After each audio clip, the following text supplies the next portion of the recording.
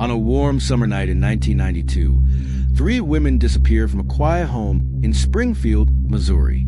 No forced entry, no signs of struggle, only a handful of unsettling clues and a mystery that still haunts investigators more than 30 years later. This is the story of the Springfield Three. It was June 6, 1992, graduation night at Kickapoo High School. Friends and family gathered to celebrate, and for 2 teenage girls, Suzie Streeter, just 19, and her best friend Stacy McCall, 18, the night was supposed to be full of laughter, parties, and memories. After attending several gatherings, the girls decided to stay the night at Suzie's home. It was a modest little house on East Delmar Street, where Suzie lived with her mother, Sherrill Levitt. Sherrill, a hard-working single mom in her 40s, had recently bought the home, hoping for a fresh start. By all accounts, it was an ordinary summer night in Middle America. No one could have guessed that within hours, this small home would become the center of one of the most baffling mysteries in U.S. history. The next morning, friends tried to reach the women. Calls went unanswered. Visitors stopped by the house and found something strange. The women's cars were still in the driveway. Inside, the house was eerily calm, almost too calm. On a table sat purses, keys, cigarettes, and money, all items that no one would leave behind willingly. The television was left on. A lamp still glowed in the corner, but the house was empty. 3 women, gone without a trace. Springfield police quickly realized this wasn't a case of teenagers running away. Sherrill Levitt, a responsible woman, would never vanish without telling anyone. The presence of personal belongings suggested something far more sinister. Officers noticed a shattered porch light outside, but inside, there was no blood, no signs of forced entry, no evidence of a struggle.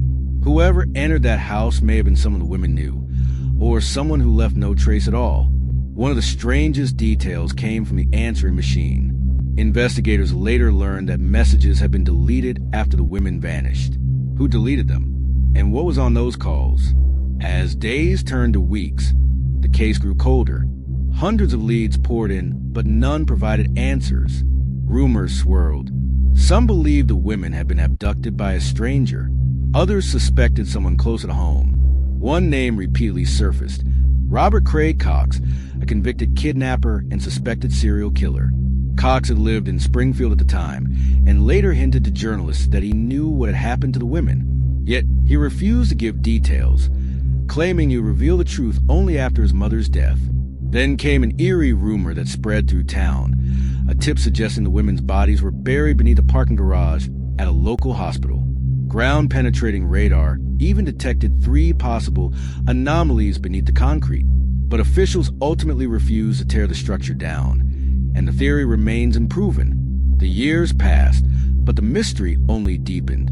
Family members begged for answers, clinging to hope that one day, the truth would surface. Detectives admitted that the case was unlike anything they'd ever seen, a disappearance without evidence, a crime without a crime scene. To this day, no one has ever been charged. No bodies have ever been found, and the fate of Sherrill Levitt, Suzie Streeter, and Stacy McCall remains one of America's most enduring mysteries. 3 lives erased in a single night, a shattered family, and a community left with nothing but questions. As time moves on, the case of Springfield Three stands as a haunting reminder. Sometimes, people can vanish without a trace, and sometimes, the answers are far darker than we can ever imagine.